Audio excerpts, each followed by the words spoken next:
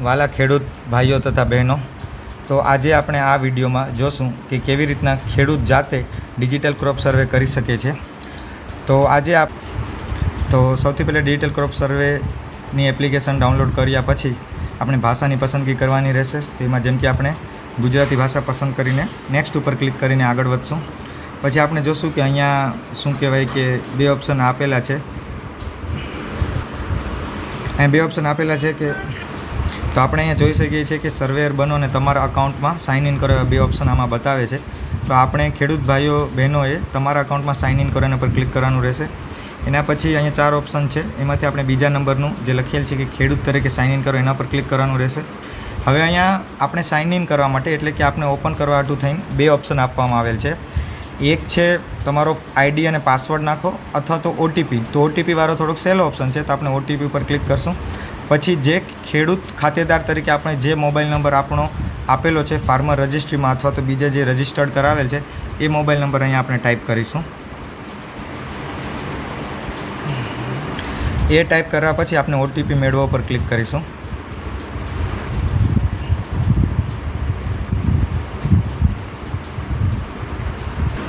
તો આપણે જે ઓટીપી આવેલ છે એ અહીંયા આપણે નાખવાનો રહેશે।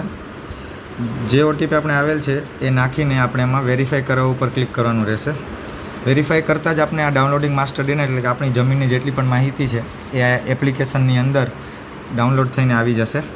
આપણે જોયું આની અંદર કે જે પહેલાં આપણે નંબર નાખ્યો તો એ ખોટો હતો, એટલે લખેલ આવ્યું કે આ નંબર પર કોઈ પણ રજિસ્ટર્ડ નથી। એટલે ખેડૂત જો ખોટો નંબર નાખશે એમાં તો એમાં લખેલ આવી જશે નીચે કે આ નંબર ઉપર કોઈ રજિસ્ટ્રેશન થયેલ નથી। હવે આપણે જોશું કે આ જે ખેડૂત ભાઈ છે એ આપણે શું કે દેવભૂમિ દ્વારકાના ભાણવડ તાલુકાના વેરાડ ગામના છે। તો એમના પાક સંરક્ષણ કરો અને માસ્ટર ડેટા એવા બે ઓપ્શન છે। પહેલાં આપણે ખેડૂત ભાઈ એકવાર માસ્ટર ડેટા ઉપર ક્લિક કરીને માસ્ટર ડેટા ડાઉનલોડ કરો ઉપર ક્લિક કરવાનું રહેશે। એટલે જે પણ જમીનની માહિતી છે, જે જમીન એમના નામે એમને ફાર્મર રજિસ્ટ્રીમાં બતાવેલ છે એનો ડેટા આમાં આવી જશે।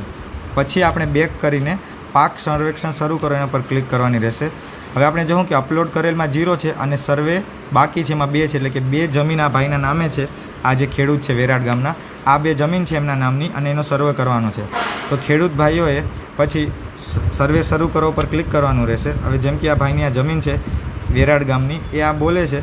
હવે આપણે આગળ ઉપર ક્લિક કરશું અને પછી જે પણ શું કહેવાય માહિતી છે માંગેલી એમાં નાખશું અને એ જે જમીન છે એના 4 થી 5 ફોટા કે 3 ફોટા જે માંગે છે એ પાડીને આપણે એને સબમિટ કરી દઈશું।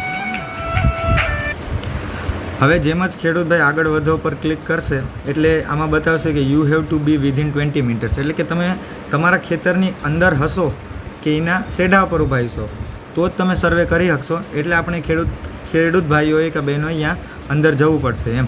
અને પછી જેટલી પણ માહિતીમાં માંગવામાં આવી છે એ આપણે આગળ જોશું, એ ભરીને પછી સબમિટ કરવાનું રહેશે। તો આ પ્રકારે ખેડૂત ભાઈઓ બહેનો પણ શું કહેવાય કે આપણે ડિજિટલ ક્રોપ સર્વેનું સર્વે કરી શકે છે। કરી શકીશું। અત્યારે આપણે 579 સર્વે નંબર ઉપર ઊભા છીએ, તો 579 નાખી અને આગળ વધીશું। સર્વે શરૂ કરો, ત્યારબાદ આપણે કઈ જગ્યાએ ઊભા છીએ એનું લોકેશન બતાવી દેશે અને એ સર્વે નંબરનો કેટલો વિસ્તાર છે એ બ્લુ ટિકથી આપણને બતાવી દેશે। ત્યારબાદ આગળ વધો। કણબી લાલજીભાઈ કોનજીભાઈ કે જેમનું આ ખેતર છે અને એ ખેતરનો વિસ્તાર છે 1.5815, 1 હેક્ટર 58 ગુંઠા। આગળ વધીશું। બિન ખેતી હેતુ માટે જમીનનો ઉપયોગ થાય છે તો કે ના, આગળ વધીશું। કે પડતર કે ખાલી જમીન તો કે હા, તો કેટલા વિસ્તારમાં પડતર છે તો આપણે અત્યારે દેખાય છે અંદાજિત 0.12 ગુંઠા બતાવે છે પડતર, તો 0.12 અને તેના 3 અલગ અલગ ફોટા આપણે લઈશું। આપણે પડતરમાં અહીંયા વાવણી સિવાયની જે જગ્યા છે કે તબેલો હોય, મકાન હોય કે શેડ હોય એને આપણે પડતરમાં લઈશું। પડતરના આપણે 3 અલગ અલગ એંગલથી 3 ફોટા લેવાના છે।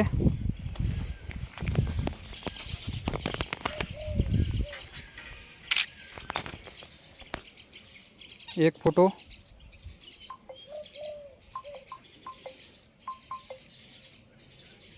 જે અપલોડ થશે ત્યારબાદ બીજા ફોટા ઉપર આપણે કરીશું ક્લિક। બીજો ફોટો,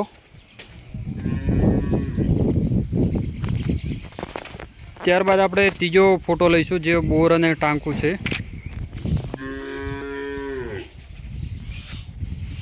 3 ફોટા આપણે અપલોડ કર્યા.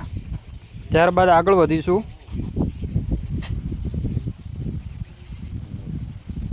અહીંયા હાર્વેસ્ટ પાક કરેલો છે કે નહીં, તો આપણે જોઈએ છીએ કે અહીંયા મગફળીનો પાક છે જે અત્યારે આપણને ખેતરમાં ઊભો છે, તો હાર્વેસ્ટ કરેલો છે તો કે ના. નેક્સ્ટ આગળ વધીશું. પેરેલિયર પાક, પેરેલિયર એટલે બહુ વરસાયું, જેમ કે દાડમ છે, બાગાયતી પાકો એ હોય તો યસ અને ના હોય તો નો કરવાનું. ત્યારબાદ બેન્જિયલ પાકમાં 2 વરસાયું, જેમ કે શેરડી છે, પપૈયું છે, એ હોય તો યસ કરવાનું, ના હોય તો નો કરી અને આગળ વધવાનું. ત્યારબાદ સિઝનલ, કે સિઝનલ પાક અત્યારે યસ આપણે મગફળી સિઝનલ પાક કહેવાય, તો એના ઉપર આપણે એડ ક્રોપ સિઝનલ, તો પાકનું નામ ગ્રાઉન્ડનટ ડીગર, ગ્રાઉન્ડનટ.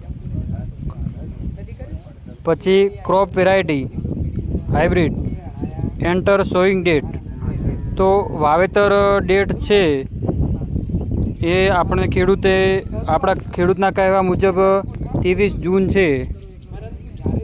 ઓકે કરીશું. ત્યારબાદ વિસ્તાર છે, અહીંયા આપણે બચ્યો વિસ્તાર છે 1 હેક્ટર 46 ગુંઠા, તો આપણે બાકીનો જે વિસ્તાર છે એ પૂરેપૂરો આપણે ખેતી લાયકમાં બતાવી દઈશું.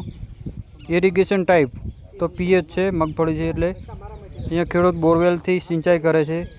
તેના 3 ફોટા આપણે અલગ અલગ એંગલથી પાડીશું.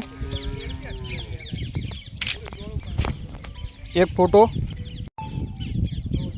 જે આપણે અપલોડ કરીશું.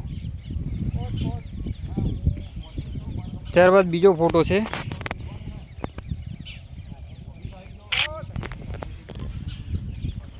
બીજો ફોટો આપણે અપલોડ કરીશું. ત્યારબાદ ત્રીજો ફોટો આપણે નજીકથી પાડીશું જેથી પાકની ઓળખ થઈ શકે.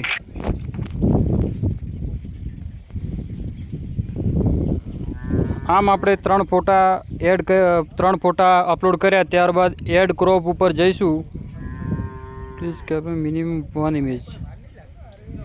આપણે ફરીથી અહીંયા ફોટા પાડીશું, વ્યવસ્થિત અપલોડ નથી થયા.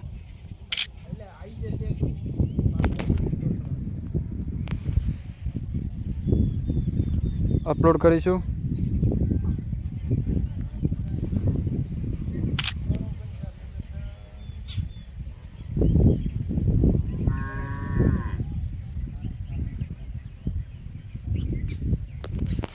ત્યારબાદ ત્રીજો ફોટો લઈશું આપણે.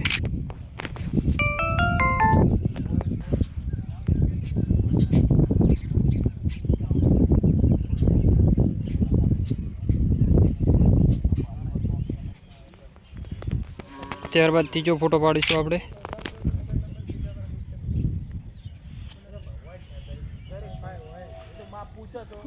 એડ ક્રોપ ઉપર કરીશું. ત્યારબાદ આપણે વધારાનો પાક હોય તો એડ કરવાનો છે, પણ અહીંયા ખેડૂતના કહેવા મુજબ 100% મગફળીનું વાવેતર કરેલ છે, તો આપણે નેક્સ્ટ ઉપર ક્લિક કરીશું. અહીંયા આપણો તમામ ડેટા જે આપણે માહિતી નાખી છે એ બધી બતાવશે. ત્યારબાદ છેલ્લે આપણે I have verified media file and other data, એના ઉપર રાઇટ ક્લિક કરી અને સેવ કરી નાખીશું. સેવ કરશું જેથી આપણો ડેટા અપલોડ ડેટા છે એમાં બતાવી દેશે. આપણે અગાઉ એક સર્વે કર્યો છે અને અત્યારે આ બીજો સર્વે કર્યો છે.